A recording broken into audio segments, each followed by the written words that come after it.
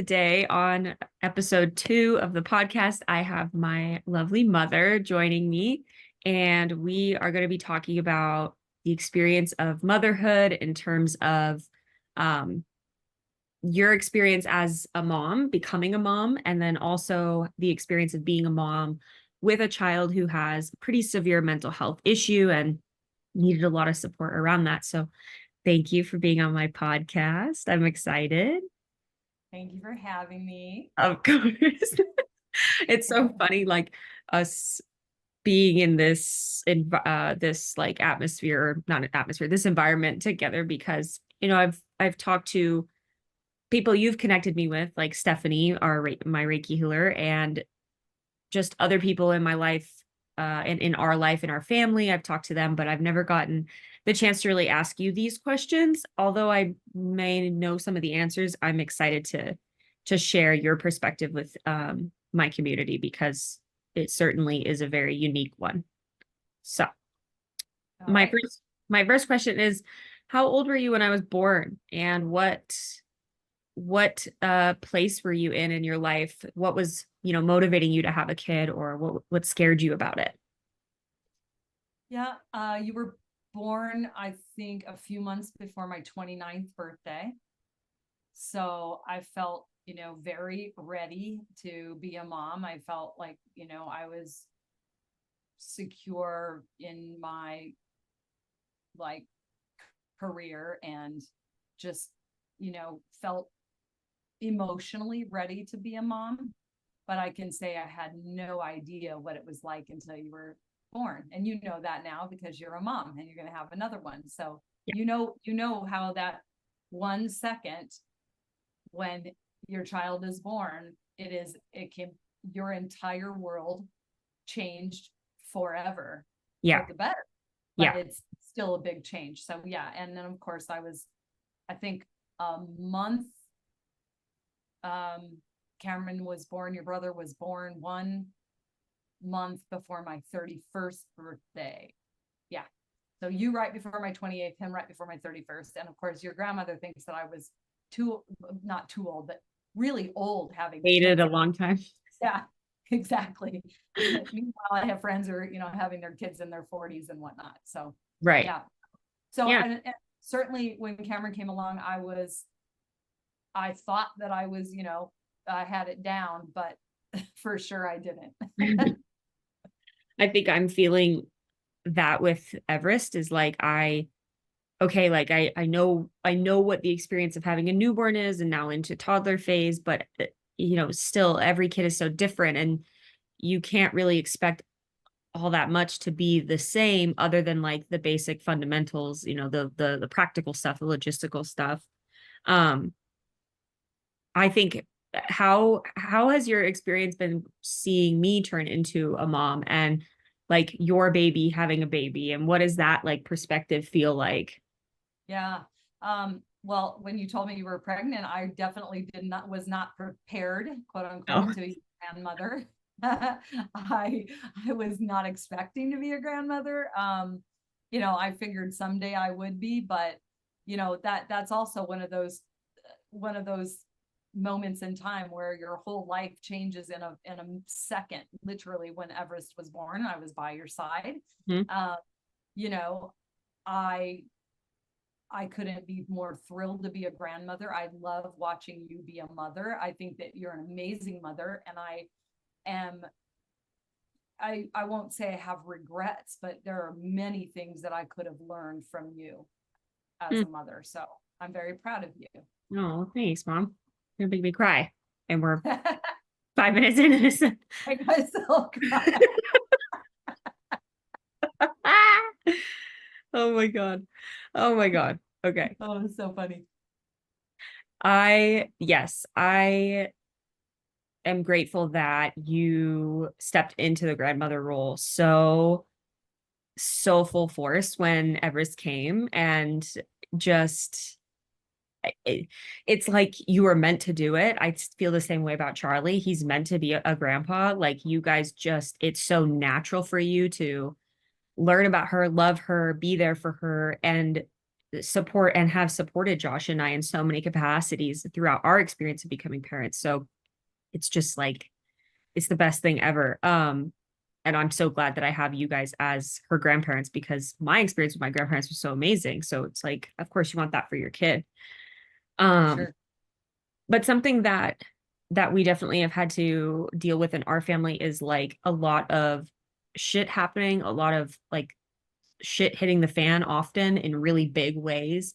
We've lost people in really like tragic ways, really sad ways, very quickly, very abruptly. Or we've like with Grandma Annalise, with my dad's mom, we had to watch her go through, chemo and radiation and like that long-term experience of someone becoming, very ill and then passing. And I feel like emotions have always been something that we've talked about in our family. It's never something we've tried to hide or tried to suppress. So I'm curious, like, what do you feel like? When do you feel like the first time it was that you started to notice that maybe these things were impacting me in like a bigger way than just, as we were all naturally grieving in that time period, but that, you know, emotions were difficult for me or emotions were complex for me. Yeah. I think that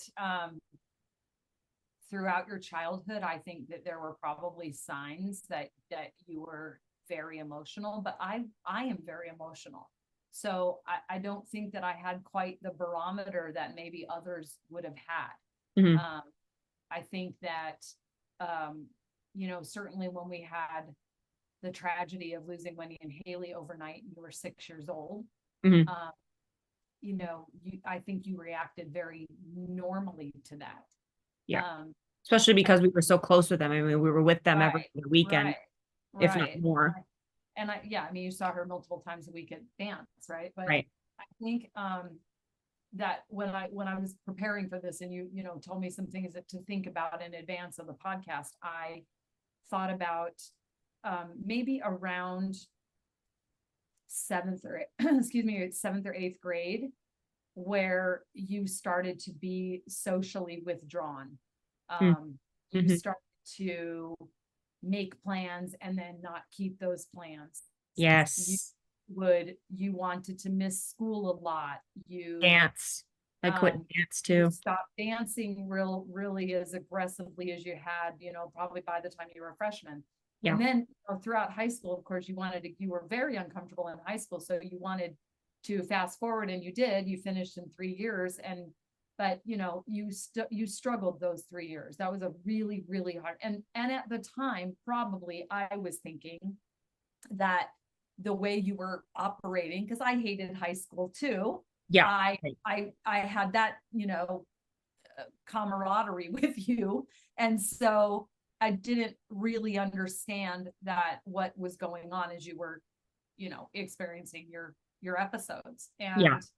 Um You and tried I to just normalize my experiences, which helped in the moment, but as they moved forward and got more like my experience of them emotionally got more aggressive and internal, like you're saying, the isolation and just not following through on stuff. That's kind of that's another level of Yeah, and I thought teenage yeah, angst, teenage hormones, and yeah, boyfriends yeah, and girlfriends. Like, you had friends that you had falling outs and reconciliations with, right? Which were all normal things that or right. seemed normal at the time. But I think for you, those things would kind of stop you in your tracks. Um, and kind of devastate you. Or if you were the one who wanted to, you know, divorce a friend, so to speak, it was just very black and white, right? Yeah, So yeah. yeah. A lot of black and white thinking pretty early on. And I think that came from a place for me of feeling so different from everybody my age. Like there was always that feeling of I'm weird and I'm different. And that's not like people don't really get that. They don't get me. And it was more than just, oh, I'm a teenager. People don't get me. It was like, no, literally, I'm having this whole inner experience of life that's like so existential, so young, and then so emotionally pendulum swing, like to feeling so much and being so upset about all of these things that are happening, and then not really giving a shit and kind of just being able to chop people out or stop doing something or stop hanging out with people. And Yeah. Dance was, that was probably the scariest thing for me, is like yeah, the that you had loved and you were obsessed with, and you completely lost your momentum and your interest. And yeah, I mean, we know there were other things going on, yeah. in retrospect, of course, but at the time it was, sad and disappointing, and had a lot of other feelings around that. Yeah, and that was like when I think you're totally right when you say seventh and eighth grade is like when I really was the most depressed. Whereas when I went into high school, it was so much more anxiety and like the anxiety attacks every day and all that. It was really interesting how that kind of flipped. But I don't know if you remember this. I'm sure you would if I bring it up, but around fifth grade, fifth or sixth grade was like the first time I remember telling you, or maybe you saw that I had like cut myself. Oh yes, I remember this. Yeah. And like for you growing up, I know at like mental health is talked about so much nowadays. That's not to say there still isn't a stigma, that people don't understand it, that some people don't even think it's real. Some people don't think psychology is a scientific discipline, but like for the most part, the difference between when you were growing up and you were experiencing, for example, your anxiety and your panic disorder to me now, or even when I was growing up, there was more information out there, there was more availability.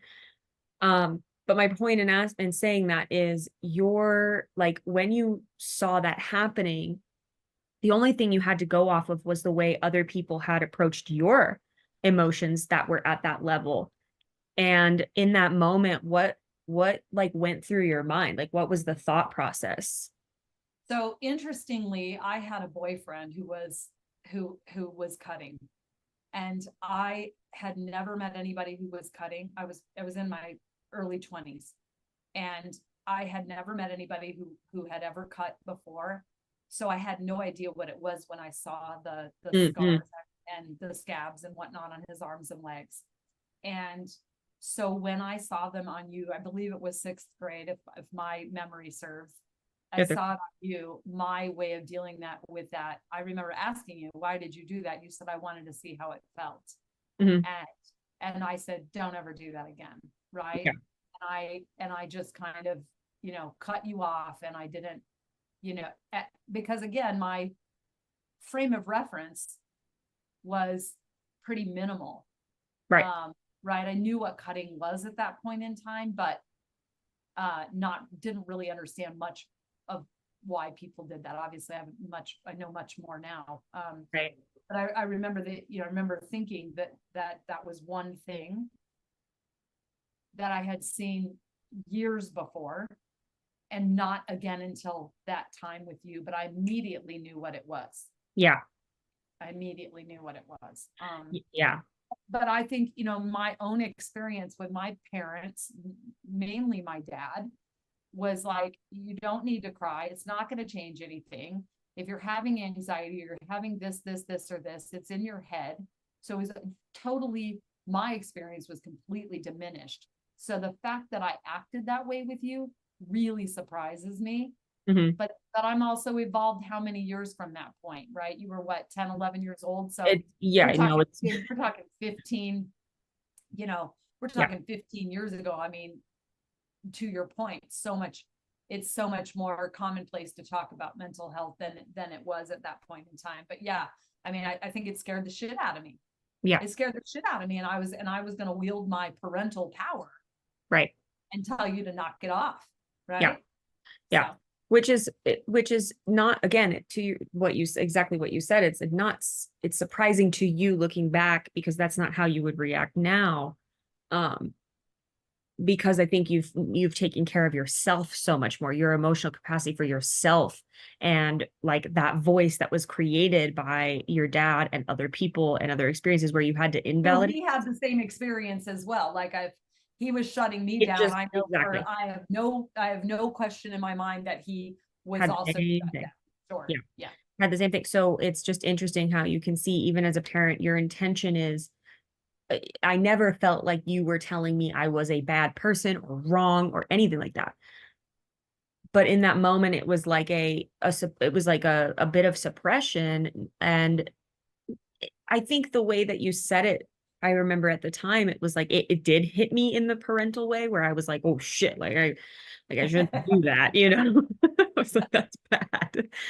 That's not a good thing. That's not a good choice, is what it felt like in the Right, moment.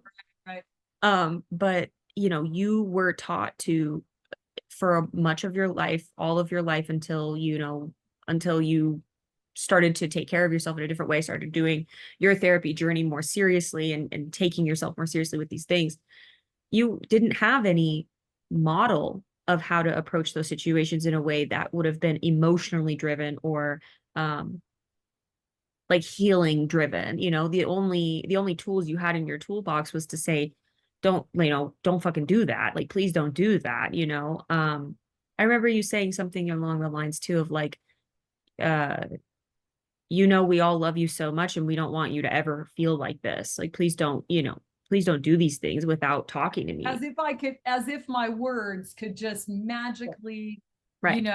remove all of the things. But it's not unusual for me to say love is not enough, right? I, Right. I have said that probably since you were a little kid. I Yep. don't believe you can love somebody out of their bad behavior or out of their addiction or out of their whatever. I think that you can love yourself out of addiction and Totally. out, a bad behavior and all of those things. I think it's equally hard work, but I think it's overall short-sighted and maddening to think that you can change another human being. And so even if it's your kid, and even if you love them more than anything in the world, and you would throw yourself in front of a bus for them, Right.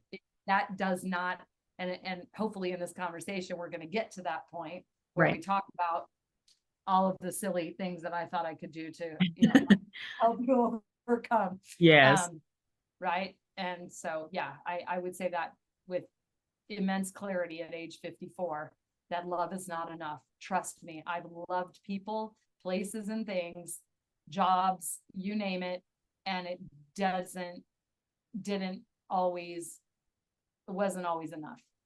So, Yeah, and I've carried that notion with me very, very, very, very clearly and distinctly in a lot of capacities, that I have always understood it exactly how you just explained it, which is that it's not that love isn't powerful. It's that love isn't a cure for serious issues that people have. And the work that has to be done cannot be done by the family, friends, romantic partners, uh, uh, even the, you know, medicine alone or right, even the, therapy alone or whatever. exactly, It's a exactly, holistic approach. And yes, the love of your family and friends certainly is helps. important. It helps, but it is not going to be the cure. You're right. No, Agreed. and it's, yeah, this was basically my next bringing us into this anyways, kind of worked I'm out. looking at the some of the prompts you sent me, but Yeah.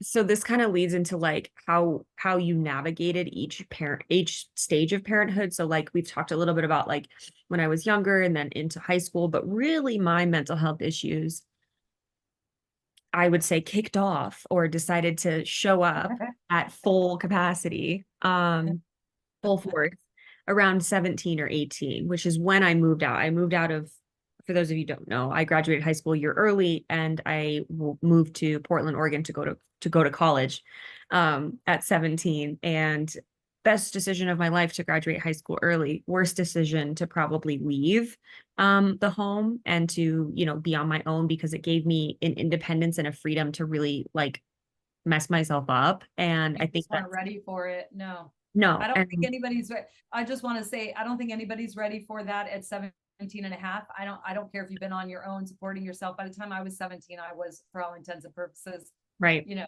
all on my own, so to speak. right. Um, but yeah, I would say that that is absolutely the case. It was too much, too soon, too much freedom, Way too and much. all that stuff. But that didn't, you know, I don't know. It probably sounds weird to say, but I'm glad it happened when it did. Yeah. I'm glad that Yeah. it sounds weird now, but we're in a whole different I place than know. we were I know. 17 So years. it's easy Well, to now look how many back. years has it been? Since living in Portland, Since you graduated from high school 9 years ago. right, 2015 is when I Okay, so graduated. yeah, so we've come a long way. And we've done a lot of work individually and together. And I think that's another key point, kind of tying it back to what you're saying about love not being enough, is you guys could have put me in every, institution, every program. You could have given me every drug. And we did every version of that we could, that we had, thankfully we have had always, great insurance. So we've had the resources to try to help me, but until I was ready for that help, until I wanted it myself, it really didn't matter that No, those things were available to me. I had to want them. And so I feel like at that point, I feel like up until 17 and a half, you were trying to not contain me in the sense of like mold me or tame me. Let me tell you, my parents, you guys are literally, all of my friends have said it growing up.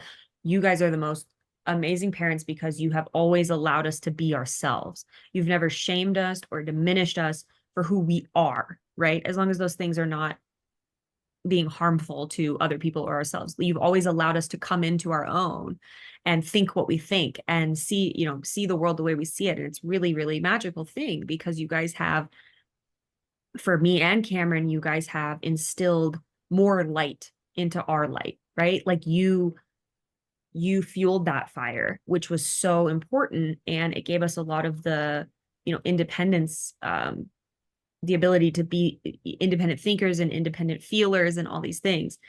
Um, but at that stage in motherhood, there's a transference for a lot of people from, okay, I'm mothering this child, I'm feeding this child, I'm teaching this child, I'm leading this child. And then now they're shoved out into the world way too early. Again, I think 17, 18, 19, even 20 could be too early for some people. They're shoved out into the world and the world kind of has to catch them and the world doesn't really catch you. And so you're kind of like frolicking and flailing as this kid still, but you want to feel like an adult. You want to feel like you've grown up enough to get out of the house. And so your parent sort of has to mirror that feeling for you, even if they know intellectually that that's not even like that's such an illusion. And yep, I think and very scary, like as a I was gonna parent, say, I think it's scary because for parents. your child is legally, so to speak, able to do whatever they want, whenever they want. And you really have to shift that, your approach to parenting from, like you said, the kind of caregiving Mhm. to support and guidance and hope that they listen to you. In your case, you didn't listen, No. but you were dealing with a very severe mental illness, Yeah. and we're not, open to, or able. I don't even want to say open. You were not I don't capable. think I was You were capable. just Yeah. straight up not capable. And that, I think, again, you have that layer of, my kid is independent. She's got, partial scholarship to school in Portland. She's gone and she's doing it and she's smart in it. She's going to make good choices, and also knowing in your heart of hearts, like you just said, knowing in your heart of hearts that you're really way too immature on many levels. And then, of Yeah. course, not knowing what we were actually dealing with. You didn't know, I didn't know. So I think, Yeah. yeah, it's hard to say. When I was finally diagnosed with bipolar, which was, I think I had just turned 18, or I was about to turn, no, I had already turned 18. I think it was August of 2017, 16. It was a year after high school. I had been in Portland for a year, over a year. And I Yeah. was I diagnosed. think you were coming up on your 19th birthday, if I'm I was, not I was, mistaken. Yeah. yeah, So I was gonna August. turn. Yeah. I'm going to get my calculator out because I don't know what year it was. And I remember before, so what had happened was Yeah. yeah, I was, Josh and I were living in our Porter Street apartment, the one that you guys helped us get. And, um, he was at work and I was having such bad intrusive thoughts of like suicidal ideation and self-harm, and just like it was incessant. It was the only thing I could think about. I had gotten to such a depressed state, and for people who are unfamiliar with bipolar, there's like multiple states where, you know, you could be really manic and like just super impulsive, not just like people think about money, but being impulsive with your words, with your actions, with your behaviors, just anything, you know, smoking 20 bowls of, you know, weed a day was my variation of that, smoking a pack of cigarettes a day, that kind of thing. Sometimes the self-harm, just, just being, communic, what's the word I'm trying to think of? Abusive with my communication with Josh and, And you know, me. and you and pretty much anybody who pissed me off. Right, right, right. And then there's the other side of it where you're really depressed, you isolate, you don't talk to anybody. I mean, I was in bed, literally in bed for days on end. The only thing I got up for was my chai tea in the morning and to go smoke a cigarette outside, like, or to take a rip. So that was where I was. And I was at that depressed place. I had just come off of super manic high, and I was really, really low, really, really existential, really did not have any feelings of purpose in my life whatsoever. I wasn't working. I wasn't capable of working. I was afraid of people hurting me because there were people there that in Portland that had hurt me that lived downtown. So there was all that going into this. And I called you and I said, I'm on the fucking verge. Like, I'm on the verge of really doing something scary and I don't want to do it. But like, my brain will not stop. And you hopped on a flight and got there, I think within 3, 4 hours, literally got like drove to the airport. I'm pretty My sure. airplane actually had a flat tire. Oh, wow. So got on the airplane. It was the last seat, Yeah. one way, $700. Yep. I was in the back seat, middle seat, last row, middle seat, and then we got hung up because of the thing. But yeah, I got there, and you were in a hospital room, and you agreed, which was, I think, the beginning. Yeah. It was not a A detrimental linear to thing. Yeah. not in the slightest, right? But that was an encouraging, and I remember them pushing you through. I mean, I remember, like, you can cut this out, but I'm just gonna, Okay. say this because this is real. You literally, your hair was falling out of your head. Mhm. Um, you were, I don't even know how much you weighed, not very much. Probably 90 pounds. You were wheeled off into the psychiatric ward Mhm. in a wheelchair. Yep. And I remember thinking simultaneously how brave you were and how courageous you were, and also thinking, she's not going to do this. And you didn't. No. Less than I 24 myself. hours, or as soon as I you were able to myself get out. out, as soon as you were able to get out, you were out. Yeah. And yeah, and but in the time that you were in there, I remember going to your apartment with Josh and other folks and thinking, and looking at your apartment and thinking, holy hell, this is a very sick environment. Not just dirty, but messy, and evidence of Chaotic. just evidence of really somebody who is very sick. Mhm.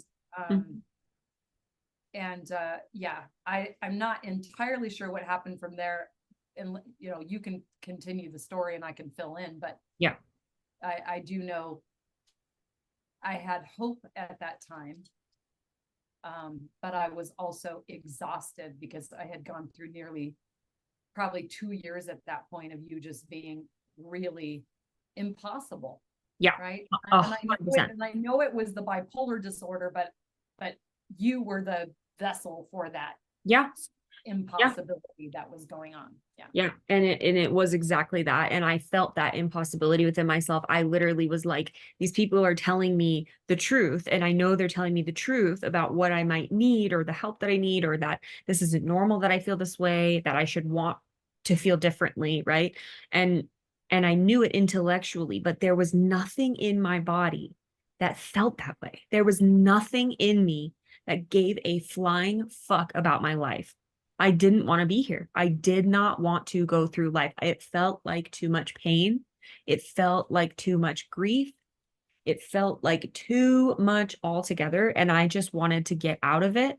And if I was going to be what felt like forced to live at that time, then I was going to live on my own terms. And my terms were shit terms. They were terms of, well, if life Destruction. sucks, yeah, destruction, and also trying to escape the way that I felt any way that I could, which again, another form of destruction. So when I got into that hospital room, which I remember they forced me to change into a gown, which I was like not trying to do. And um, again, trying to do everything on my own terms. And you showed up, and then Josh showed up, I think right after you or before you, and you guys were like, what is like going on? And I kind of just laid it all out. And the social worker or the psychologists came in and they did like a whole assessment on me. And it was weird answering those questions in front of you guys because it was like I felt like I was being vulnerable and like real with you, like authentic with you for the first time, because I didn't want my mom to know that I didn't want to be alive. You made me. No mom wants to hear that. I'm smart enough to think about other people's perspectives on what's going on within me and how I'm affecting them. And I just wasn't able to stop myself or change myself at that time. There really was nothing inside me that was telling me Didn't have the tools, I didn't have you the know, tools. and you didn't have the Exactly. will. You And I frankly didn't didn't have have the the will. Right. no, I really, really didn't. I had been so broken and damaged by my own traumas and so broken and damaged by my own actions that continued the traumas, like by drug addiction, like being around people I shouldn't be around, um, you know, allowing people to take advantage of me in the most random ways, just emotionally, physically, and like it just there's just so much inflow in like so much input of shit, and then it felt like everybody around me was asking me to output beautiful things and be myself and I deserve to feel different and all these things. It was like this is a crock of shit. Like, why are you guys lying to me? Almost is what it turned into. And that's where bipolar gets really serious, is when you can't believe anything that anybody's saying. That's when you have crossed the line and you really need help. And that's what had happened at that point. And I There remember was no, not to cut you off, but there was no, at that point in time, I remember asking you because I think I came back up to Portland when you were you were doing like, partial inpatient or whatever. And, that was you had right after this. you had Yes. every excuse in the world of why it wasn't working and they didn't know what they were talking about, hated this and that and whatever. Um, but I remember asking you, is there anything that anyone can say or do that's going to change your mind about how you Yeah. feel about life? And you said no. And I thought at that point that we were going to lose you for sure, like for sure. And I think everybody got to that point at that same and time.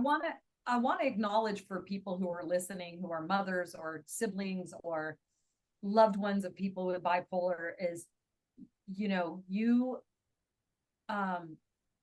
what you feel is legitimate, and you're allowed to be afraid and you're allowed to have those feelings. I fought those feelings for a long time, Mm-hmm. that I would have to accept that there was a possibility that I would lose you. Yeah. And and that was really a really strange turning point for me. Actually, one of my friends who had a daughter who with a severe eating disorder also had, was going through something similar at the time. And that was something that, she said she came to terms with. I had to come to terms with the fact that I may lose my daughter to this disease. Mm-hmm. And I had to get there too. But I think when you, it's kind of the like, you can hold on and, with all your might, but you better be prepared to be dragged. Yeah. If that's the way Fully. you're going to go about it. So for years I was being dragged, Yeah. right? Yeah. And then Because you were pushing me to do all the things that you knew would, and that we know now. right, but I still didn't know Now. what we were dealing with, No. right? I didn't know Till that. what we were, I did not know the severity of what we were dealing with, right? And there were many, many ups and downs. We could talk for 5 hours about this, but Yeah. I do want to just acknowledge and validate people, you know, who are holding on right now to people and being dragged. Yeah. You can't love somebody out of this. You Yeah. can't. Yeah. Yep. And you have to step back, even if you are their parent, even if you are their partner, and you have to step back and say, I can support you and I can love you and I can hold your hand through this, but nothing is that the work is not being cannot be done by me. And that's also, I think, in tandem, the place that you got to, you realize I can't text my daughter every day and ask her if she took her medication. I can't text her every day and ask her how she's doing because I'm going to be put on that emotional roller coaster.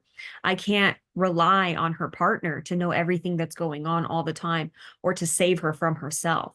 There's Just so living in fear, you know, much living that in fear fear. is, I mean, it was literally, you know, robbed me of joy for many, many years. And that, you know, my choice or not, whatever, I don't think that anybody wouldn't at least start in that place when they are faced with their child, Yeah. because we're talking about parenting, but, you know, facing your child having this, you know, very serious disease or illness rather, but Yeah. this very Oh. serious, I don't know, what do we call it? You call it illness or a disease? What do you call it? Well, it's a disease is something that usually happens because of something else, whereas an illness is, well, maybe I'm getting that mixed up. An illness is usually something that happened because you did something. I think with bipolar, people don't realize you're born that way, and what happens to you in your life triggers it and turns it on basically in your genes. People, Dis-ease, as they say, yeah, dis-ease. yeah, and I would say even too, to your point, is like people who are bipolar know that they're affecting their family so much, and that kind of is a cause for concern. And I think what you did that made that less obvious to me was you didn't talk to me about how it made you feel. And I think that that is hard for some people because they want to be like, well, you're making me feel scared and blah blah, and why don't you, I'm your mom, why don't you trust me? Like, I think you've said some of those things, but really, I don't remember throughout my entire recovery period of the last 7 or 8 years that you have said how it's affected you until I was either asking you or we were having that type of conversation prepared for, or I was prepared for it. Like, you kept that separate and you went and talked to people who, like Aunt Renee, for example. I know you talked to her a lot. Yeah, I went to And IOP myself. I went to an during, intensive yes, I forget outpatient that. at a psychiatric hospital I forget 3 that. nights a week for several months because I was starting to have my own, Yep. you know, scary thoughts because I could not fix you. I could not help you. I could Yeah. not support you. I You could felt not, helpless. You I felt felt helpless. helpless. I wasn't even living with you. Like, I mean, we were, you know, 1,000 miles apart. Now we're 8 miles apart, Yeah. which is Much better. amazing. Much Um, better. but yeah, I mean, I think, yeah, that I do want to say for the podcast, because I know we don't have a lot of time left. I Okay. think it would be important for people to hear you say, uh, about the crisis line, because you were so pissed Yeah. off at me when I was like, you're calling this number right now. I had flown up there yet again. Yeah. We had gone to multiple, uh, psychiatric, you know, urgent care, and you know, maybe you want to talk about Dr. Hicks and Jennifer, Yeah. but I also saw, like, that day that I saw you wheeled into the psychiatric hospital doors, you know, we had to stand there and watch you go through. There was the next sort of like sigh, or, you know, exhale, was when you made that phone call while I was up there and we were doing Yep. those different Yep. So assessments. Yeah. yes. So after I was wheeled in, I basically they put me in a room and I was like, okay, they were like, go to bed. And I was like, okay. And didn't go to bed. And then the next morning I was like, so when am I going to meet with like a therapist? When am I going to, like, figure out what's going on with me? And they were like, oh, we don't do diagnostics here. This is just a 72-hour hold. And I was like, well, that's not going to work for me because I need to do something right now. Like, I need to I do. need acute care, and that is something Mm, this uh what do you call it, medical system that we have in the US is flawed so heavily because it's so bad. psychiatric emergencies are real. Yeah. And we need more support. Anyway, sorry. Yes. No, no, don't apologize. 100%. It's why I'm going into the fields, because because I've experienced these flaws. I've experienced the lack of resources and the lack of connection of these resources. So after I got out, I signed myself out after probably 24 hours, maybe 48. I definitely didn't spend 2 nights there. I No, remember. it was less than 24 for Yeah. sure. So Yeah. they were like, oh, I don't know if you should sign yourself out. So anyways, sign myself out. And then basically they gave us resources and we set up to go get me into an outpatient program. So I was there 5 days a week for 4 hours a day from like 9 to 1 or something like that. Or 8 to noon. Yeah, you know what? I'm sorry. You know what I'm talking about though? Mm. So you did the hospital thing and you didn't do it well and you didn't do it in full and you didn't get anything out of it. No, I mean, you got something out of it. I think you got something out of it, but it definitely not turned on a couple of right. light bulbs, But there were still many like, extreme peaks and valleys. And then maybe it was a year later, maybe it was two, I don't really know. But that's when I came back up there and I was like, if I come back up there, you're going to go to this person, this hospital, this clinic, this blah, blah, blah. right. Remember that day? And Yes. that's when you made the phone call when we got home that night. Yes. And I remember we were driving in the car on the way back from my first appointment with Dr. Hicks, who I really should try to connect with. I still have his information, but he was a holistic medical doctor who worked with people who had mental health issues by helping them find the different supplements that their body needed, just finding the right type of medication that actually worked with your DNA, with your blood. We did these really incredible tests that are much more Not common, covered by insurance. not covered by insurance. Maybe they are The now. Maybe they are now. American medical system. Yeah. Yeah, again. And that's the thing is like, it's like with it's like bipolar medications. Like there's some medications that are like $1,000 a month. So what do you do if you're bipolar and you don't have insurance? Well, you suffer. A lot of times you become homeless, or a lot of times you become a drug addict or whatever. But it, being in the psych ward, then going to that outpatient program, realizing that I wasn't getting out of it what I should, I still was in a place of impossibility with myself where I just couldn't believe that I would ever feel differently than I felt or think differently than I thought.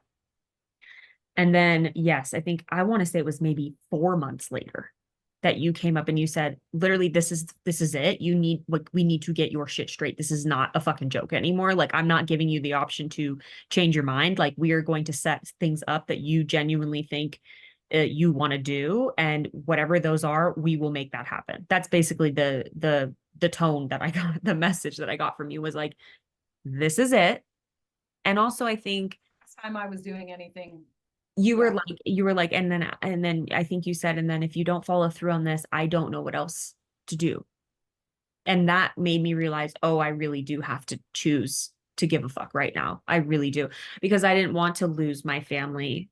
I didn't want to lose, not that you guys would just abandon me, but like, No, it wasn't an ultimatum in that respect, but it was like, it was like, I, serious, dude. Do you see how serious this is? Like, right. I get mean, your head on straight. I remember you used to say that to me all the time. You like, you need to get your head on straight about this. You need to get your head on straight about this. And I was like, I have 3 heads. Which one am I getting straight on? You know what I mean? Like that was how I felt. But once you came, yes, I remember specifically one of the days I was just really, really struggling at, probably the day before you're about to leave. So I was feeling a lot of fear of not following through and disappointing people and disappointing myself again. Um, and I was getting real suicidal, and you were like, you need to call a suicide hotline. Like, have you ever done that before? And I was like, no. And you were like, you need to do that right now. Like, you go in the did it. room. So you did it. You were so pissed off. You were Full like begrudgingly. throwing Yeah. the phone and you were like Oh yeah. dialing on it like so So pissed. aggressively. So And pissed. I remember Josh and I sitting in the one room and you were in the bedroom and I don't even, I mean, I didn't hear anything, the conversation, but when you came out and you told us that I think was a big light bulb. Yeah. So this angel that I call him, I will never refer to him as anything else. Crisis counselor guy. Crisis counselor guy is literally the angel of my entire fucking life. He said to me, he said, well, sometimes you have to walk through the fire until it doesn't hurt anymore. And that was the first time that I felt like, I don't even think he knew what he was saying. You know, those times when you just like it's almost like divine type intervention where it's just there's somebody is just a channel for a message of a higher frequency that just has to come to you, and it doesn't matter where it comes from. It's that message is going to hit you right where it needs to, and that message hit me right in my core, and it made me realize, okay, this journey, he's acknowledging that my journey is going to be painful. He's acknowledging that my journey has been painful. He's acknowledging that this life that I'm living is destructive and chaotic and scary, but he's also acknowledging that I'm capable of being resilient to it, that I'm capable of becoming more than it, that I'm capable of walking through this literal fire that I have experienced of my life, like what my life has become, what my brain and my mind and my heart and my soul has become. And it's not going to be that bad. At one of these days, it's not going to be that bad. One of these I, days. It gave me I think so much hope. yeah, I think one of the other things that came out of it, and I don't know the words, but what I think was one of the things that came out that was profound for you was that he helped you separate somehow in your mind that you are not bipolar. Yes. You have bipolar. Yeah. So you are not, because I think you were embodying bipolar Yep. as a All that I was. yeah, that was your whole being, every cell, every, Yep. everything. And I think that he said something that helped you separate that and gave you some control, I think, back of Yes. your life, right? And feeling like you had some influence on how things went, whereas prior to that conversation I don't think you could feel And that way. I think that's what the outpatient program made me feel more than anything was like, this is what's wrong with you, and you have to fix it, and nobody can help you, This medicine. and Yeah. take this medicine, and you're going to be bipolar for the rest of your life, so good luck. That's how it felt. And then yes, exactly that and you're reminding me of the fact that that's when that happened. I separated the fact that I am not a bipolar person through and through. That is an aspect of who I am, and it is a part of me. Yeah. You don't say I am ADHD. Do you know what I mean? You say I am feeling depressed, sure, but you're not, it's not I am depression. I am anxiety. Why is it I am bipolar? Well, that's just the way that our language works for whatever reason, but that's exactly right. That moment was a defining moment in my life that made me realize, oh, wow, I actually can choose differently than what my bipolar brain is choosing right now. And and this is like what all of the work that I do now is about and share with people is the power is always in you. It's that this power has been told that it's not there. Your intuition has been damaged because people have gaslit you your whole life about things, and or just you've experienced betrayal of many kinds, abandonment. Like there's so many reasons why we lose our power and our belief in ourselves and our self-worth and our resiliency, but we can build that back up. There are so many ways to do it, but you do have to get to a place where you separate yourself from the shit you've been through. Like I had to remember, and I'm right now in my life remembering it even more, is like I'm a dancer. I love music. I love painting. I love reading. I love having tea at a cool little coffee shop and sitting and talking with a friend. Like these little bits of my personality that had just gone away because I had sucked up the dramas and traumas so much so that it pushed all the good out. And all that I could see and all that I could think of and all that I could feel was being bipolar, being crazy, being all over the place. And I don't like to say being crazy because I think that's for some people hurts them. But for me, I can tell you genuinely, I was being crazy. Like, I think crazed is the better word, right? yeah, You were just crazed, right? Everything was just it was just constant instability in all shapes and forms. Something that you started touching on too, well, I guess I kind of want to say too that my journey didn't end there. Obviously, we went to Dr. Hicks, who we started to mention, and he was a holistic doctor, and we got set up on that kind of stuff. That medication that I ended up taking, that one medication instead of five that they tried to put me on at the outpatient, that one medication carried me all the way until the last 3 or 4 years ago.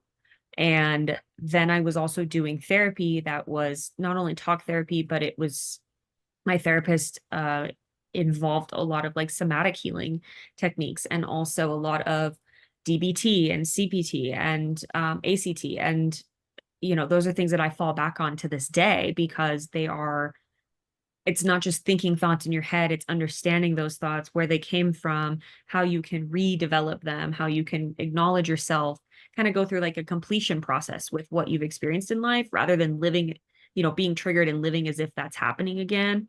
And recognizing that that's something you've experienced before, and it hurts you and it's scary to you. And, what core wound is that touching on?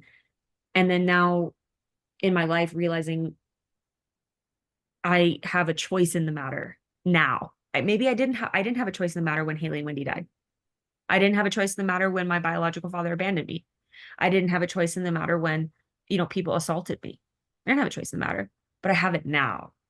And once I could grow that power and that resiliency of from these experiences back into myself, when I could nourish that through these different techniques I was learning, through the lifestyle changes, that's when I really started to see the other side of life, where the grass was a lot greener, you know.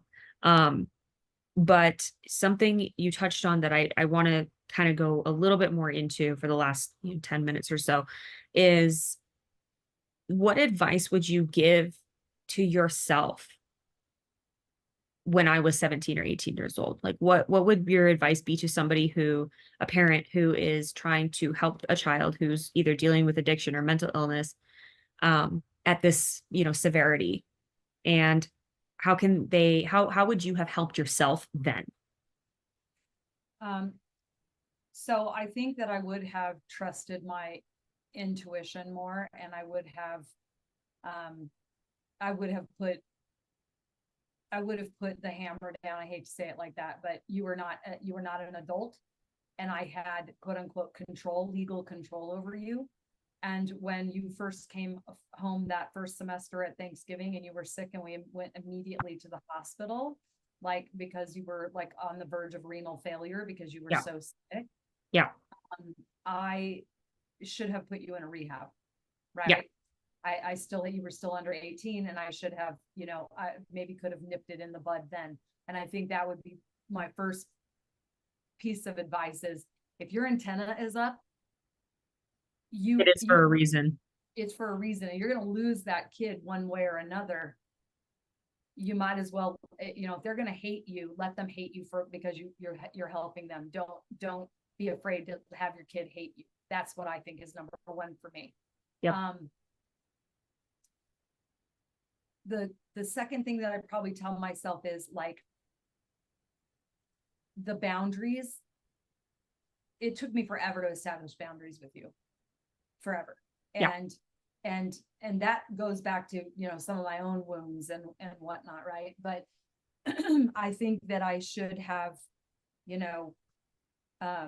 like that day that I called you, or you wanted me to come up or whatever, and I just said, you tell me the 5 places you're going to go for an assessment, this, that.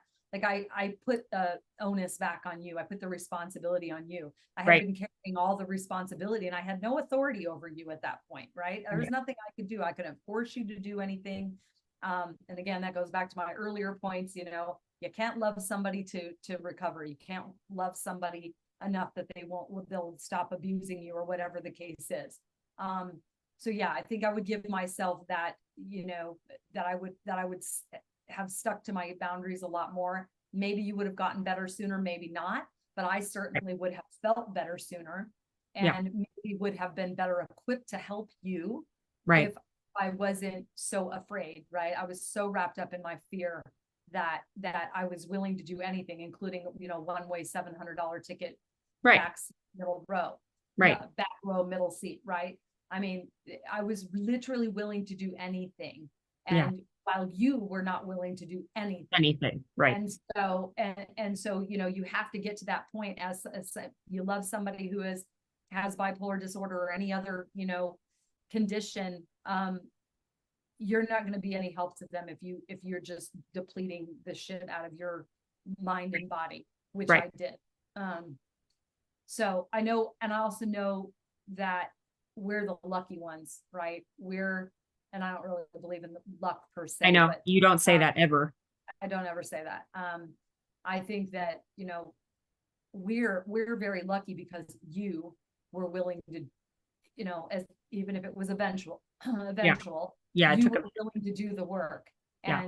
and we're on the other side of it. Does it mean that that you don't have bipolar anymore? No, you No. have bipolar. We know you have bipolar. You have, you you work it, you manage it, you're in tune with it. It doesn't control you anymore, therefore it doesn't control the people who love you. Yeah. uh, so I would just say, you know if you are dealing with somebody who's newly diagnosed or not taking their medicine, or whatever the case is, um make just make sure you're taking care of you first and foremost, because you will be no good to these people, um when they're ready to do the work. You're going to Yeah. be much more, you're not an expert, I guess, is the point. You're not an Right. expert. You can read, you can Dr. Google your ass off, but you're not going to, Dr. Google your way into knowing how to deal with somebody who has bipolar, period. You're just not. No. And yeah, so letting the experts do their thing, letting the person who is, addressing their issues do their part, and understand where you fit in that equation, because you cannot be everything to everybody. You can't. Yeah. No. Trust me, I tried. No. Yeah. No. And I've watched you try and it didn't work out very well. No, no. But now too, I just want to say that like you have taken on being my mom. You've always looked at me as an individual. You've always looked at my brother as an individual. You've treated us as individuals, but you've always treated us equally and with an equal amount of love and reverence and respect and appreciation and excitement. And I think him watching me too, I mean, I would, it would be interesting to hear his perspective because I haven't really before of him seeing me go all through this. And um, but you changed so much because of this experience. Obviously, like going through anything, it changes you, but like you as a mother changed so much from when I was a child to this point. And you learned a lot faster than I had ever seen before.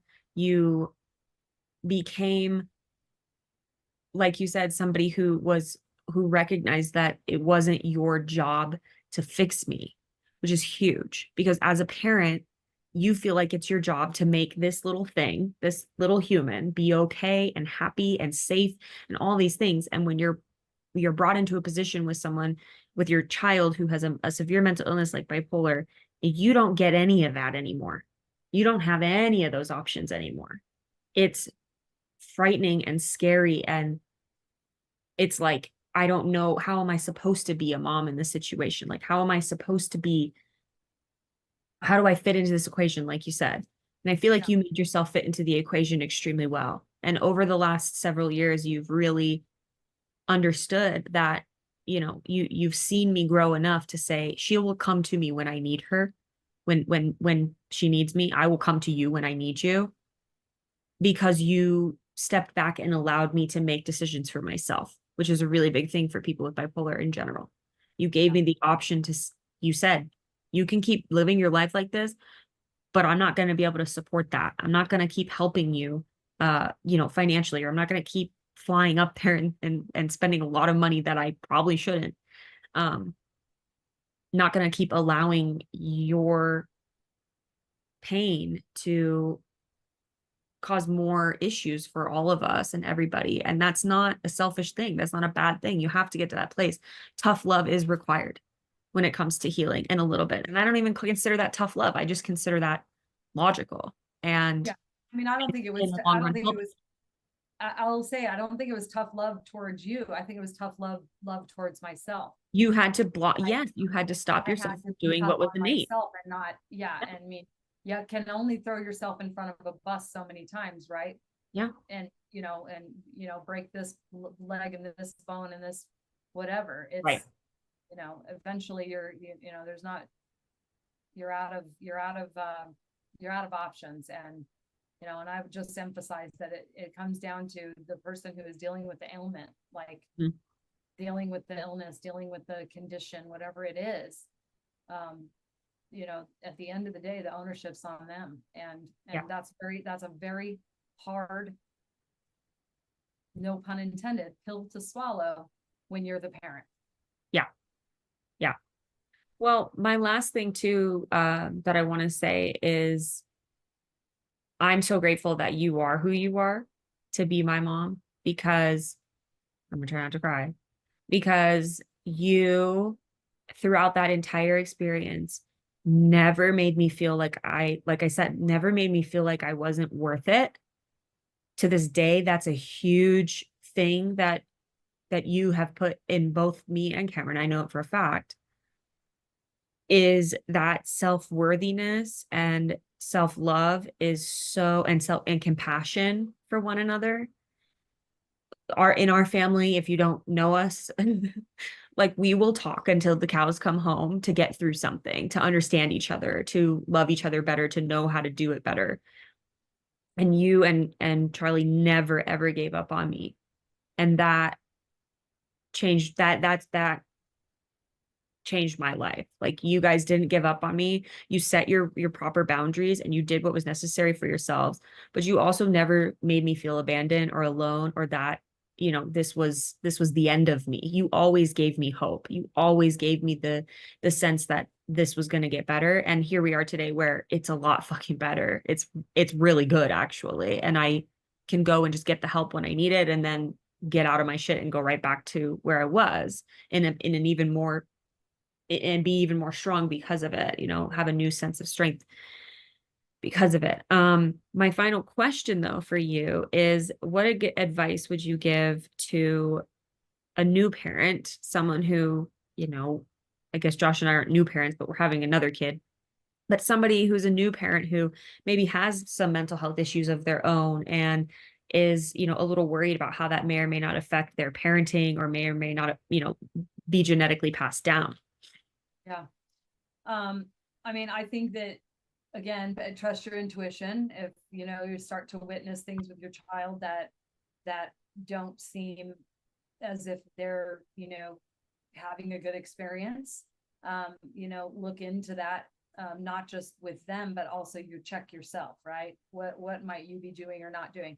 I think one of the most profound observations of you being a mother is that there is an emphasis on regulating emotions.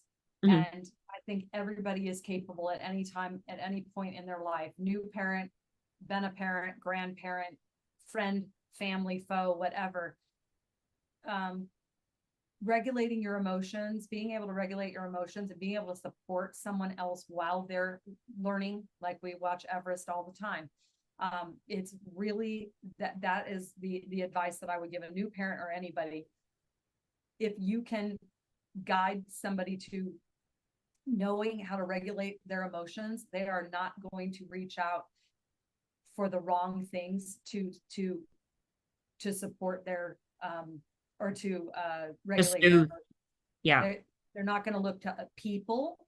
They're not Right. going to look drugs. They're not going to look for food. They're not going to look for, the things that are momentary, satisfaction or what Yes, gratification exactly. or whatever.